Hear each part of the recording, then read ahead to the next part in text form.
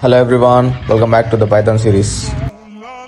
So ఈరోజు topic ఏంటంటే exponent operator.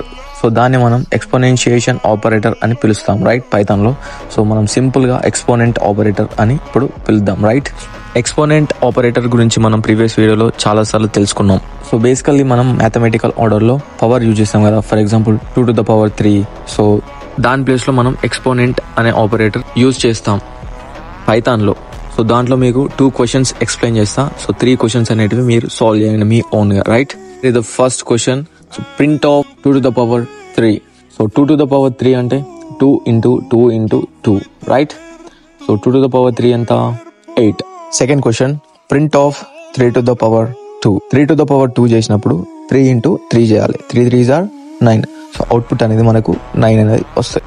So remaining questions మీరు సాల్వ్ చేయండి. క్వశ్చన్స్ కంపల్సరీ సాల్వ్ చేయాలి. ఒకవేళ మీరు సాల్వ్ చేయకపోతే మీకు ఏం కూడా గుర్తుండదు, right? Second operator float division అనే operator.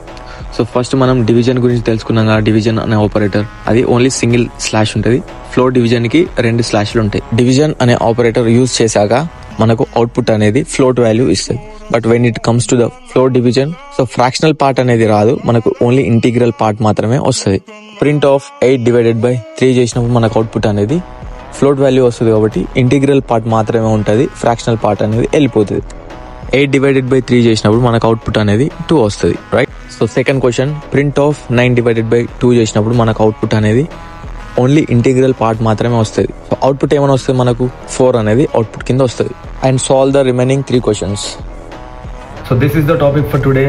If you need Python related content, then don't forget to follow me. See you in the next video. Bye.